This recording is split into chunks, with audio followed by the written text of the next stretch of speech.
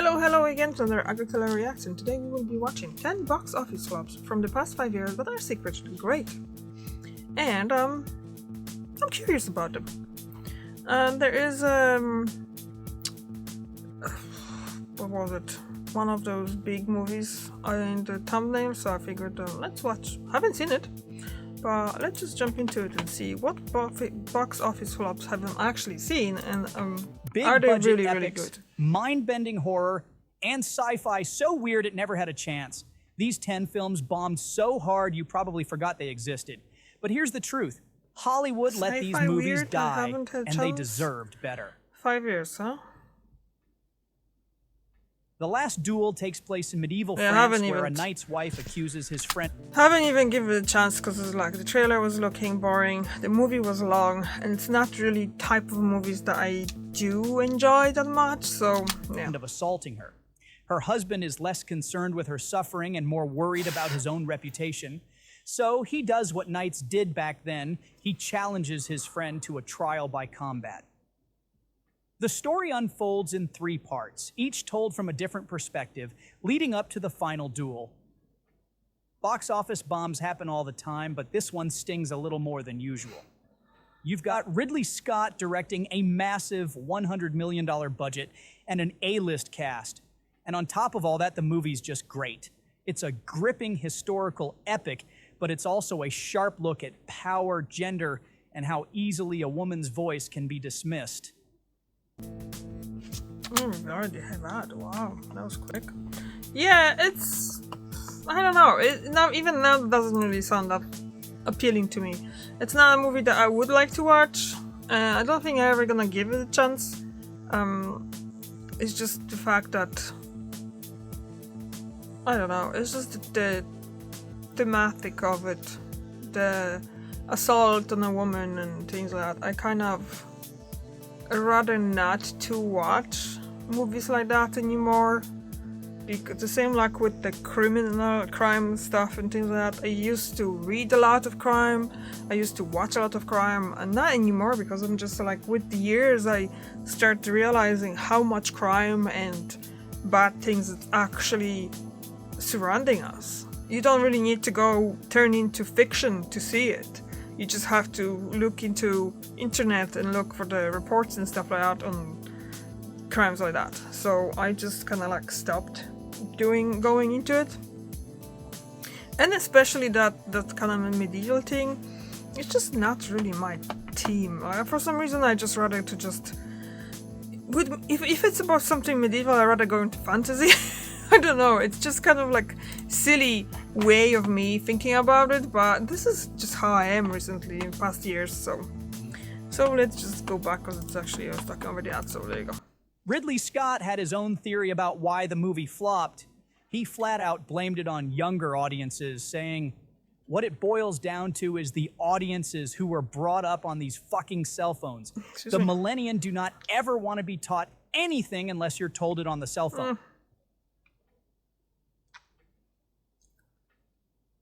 $181 million at the box office. I enjoyed that movie. It was funny. But when your budget is $150 million plus a huge marketing push, studios were expecting way bigger numbers. Ryan Gosling plays Colt Seavers, a stuntman who's recovering from a brutal onset accident. He gets hired for a new movie, only to find out his ex-girlfriend Jodie, Emily Blunt, is directing it. As if that wasn't complicated enough, the film's star, who Colt doubles for, goes missing, and now it's up to Colt to track him down and save the production. Was The Fall Guy one of the best films of the last 5 years? No, it wasn't, but it was funny. It was a good movie. It wasn't but bad. Had all the ingredients of a hit. Yeah. A huge star, high-energy action, some fantastic stunt work, and an original premise. But even with all that, audiences just didn't turn up the way the studio hoped. It's a shame, because this movie was also trying to put a spotlight on below-the-line crew, the stunt performers, the unsung heroes of action movies. And instead of being rewarded for that, it just kind of faded away. Ari Aster had a run. First Hereditary, then Midsommar, both massive horror hits. So watch naturally, when his horrors, I next film haven't seen came out, this. people expected another terrifying, mind-melting experience. Beau is Instead, Afraid. they What's got that? Beau is Afraid, a 3-hour, surrealist, psychological meltdown of a movie that did not go over well at the box office. I don't think I even heard about Joaquin it. Phoenix plays an anxious, neurotic man who's completely controlled by his overbearing mother.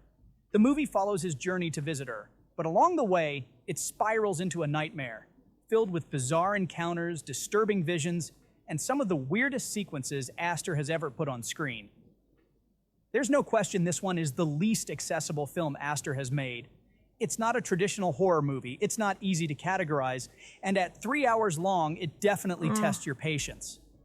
But even with all that, Aster's skill as a storyteller is still all over this thing. It's emotional, unsettling, and completely unique. And while it flopped hard at the box office, it's already picking up a dedicated cult following, because love it or hate it, there's nothing else like it. Kristen Stewart taking on deep-sea monsters in a sci-fi horror. Yeah, somehow that didn't sell tickets. But Underwater is actually a really solid, tense little thriller that deserved way more attention. Stewart plays a mechanical engineer working at a high-tech drilling facility 7 miles below the ocean surface, bottom of the Mariana Trench. When an earthquake tears the place apart, she and a handful of survivors have to make their way across the ocean floor to escape. But of course, the earthquake isn't the only thing down there. It does sound a little alien, and Stewart's basically doing her own version of Sigourney Weaver's Ripley, but she's great in it. The whole movie is dark, claustrophobic, and way more intense than you'd expect. It didn't even break even at the box office, but on streaming, it's a perfect watch. Guillermo del Toro, Bradley Cooper, Cate Blanchett, a twisted noir thriller, and somehow no one showed so up far, for I've just seen one of Nightmare the movies. Alley is based on the 1946 novel, and it follows a con artist, played by Cooper, who starts out working at a traveling carnival in the 1930s. Over time, he learns the tricks of cold reading and deception, eventually turning himself into a successful mentalist scamming the city's elite. But the higher he climbs, the harder he falls, especially once Cate Blanchett's psychologist gets involved. This movie bombed in theaters, bringing in just under $40 million against a $60 million budget. But visually, it's stunning. The production design, the cinematography, the lighting. It's pure, classic film noir on a massive budget. It's romantic, tragic, and absolutely gorgeous to look at. Nobody should have been surprised that Furiosa struggled financially. Furiosa. I watched it because it's a Mad Max movie, and I did not enjoy it. And Eric did. I found it quite boring.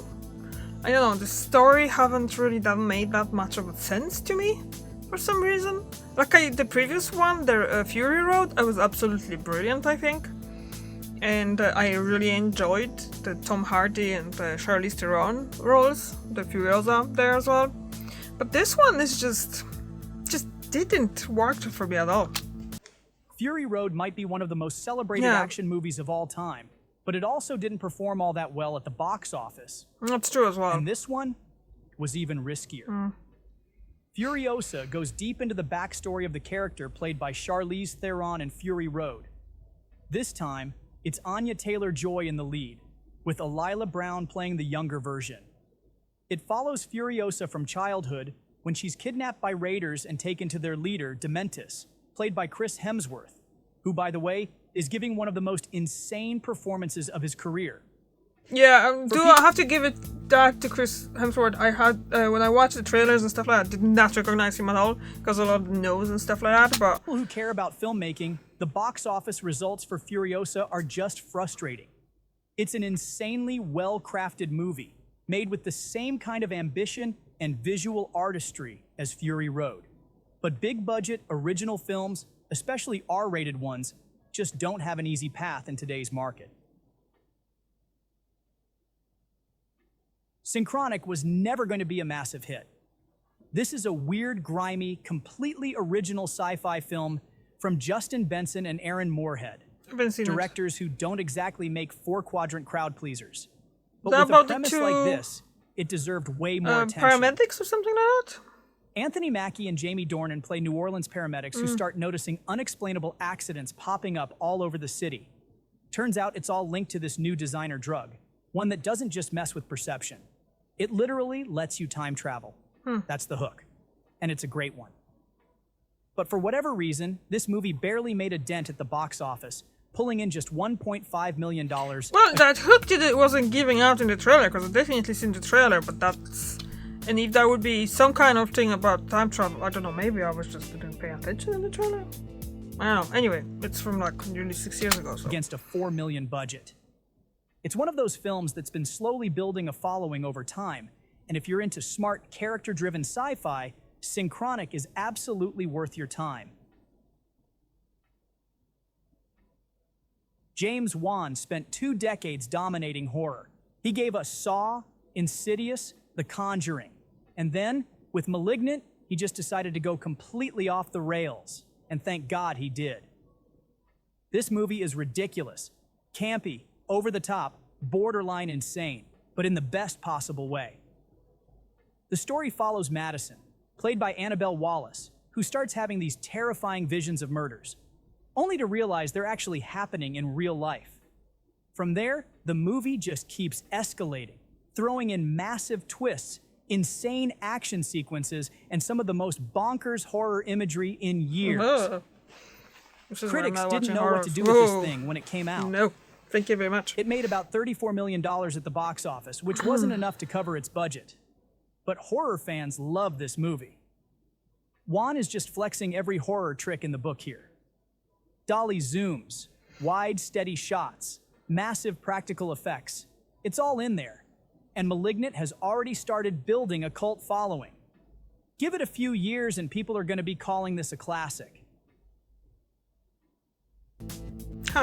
It's kind of... That fight scene does kind of make me want to watch it, but I'm so terrible with watching horrors that it's just like, even now, there's not even some little kind of happy music and stuff, and some of those things just like making me shiver. So, probably I'm never gonna watch it. Horrors are really not a thing that I can watch because I have terrible sleeping afterwards. I do have nightmares, and I'm terrible sleeper in general, so I'm not going to watch something that's gonna even make it worse. So, what's this? Paris. I'd love to go back to Paris soon. Okay.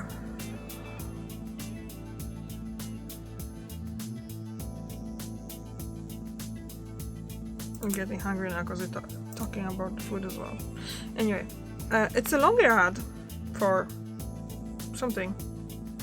Get Your Guide. And still have more than a minute, so I'll see you in a second. Bye. Okay, so we're back and we're gonna jump back into the video. There's not much time left actually. That's not a very long video, but this one never had a chance at the box office. A film like Possessor was destined to flop. It's bleak, it's brutal, and it is relentlessly violent. And it came out in 2020, it's also one of the best science fiction horror films of the last decade. Written and directed by Brandon Cronenberg, son of David Cronenberg, Possessor follows an elite assassin who doesn't just kill her targets. She inhabits other people's bodies and uses them to carry out the murders. The problem is she's starting to lose her grip on reality, and the violence is starting to consume her. This movie is cold, detached, and completely unsettling, which is exactly why it didn't do well in theaters. It barely cracked $900,000 at the box office. This one still baffles me. How did Waves not get more attention? This is an absolutely incredible movie.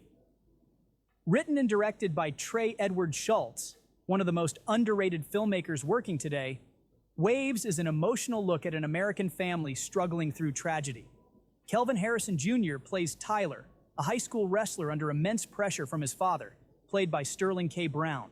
That pressure pushes him to hide a serious injury, abuse painkillers, and spiral in ways that affect his entire family. This movie is visually stunning. It's got a constantly moving camera, a wall-to-wall soundtrack, and this raw, overwhelming energy that just pulls you in. It's devastating. It's beautiful. And yet when it came out, it was completely overlooked, making just $2.6 million. Schultz is a filmmaker to watch. Waves is one of the best movies of the last decade. And if you missed it when it first came out, now's the time to fix that. I'm gonna have to look into that. Sounds interesting. But I do have to point it out that 2020 was turbulent year for everything. So, movies were, let's say, I'm gonna say this now. We're living in Ireland, and a lot of things were closed here during COVID. So a lot of things, cinemas especially, and we loved to go to cinema and things like that. So, yeah, so a lot of movies just didn't come even here on this side of the Atlantic. So, yeah. Anyway, I've seen one of the 10 movies that I mentioned, and I enjoyed that movie. Sorry, 2 of those 2 movies, because I curious I watched the 2. What do you think? Did you see any other ones? A lot of them were horrors, what is a bit of a no movies for me. So obviously this is not something I would watch, and that's the main reason why, because the horrors, I might watch a thriller, but horrors are just no, thank you. So thank you very much for watching, and see you tomorrow. Bye.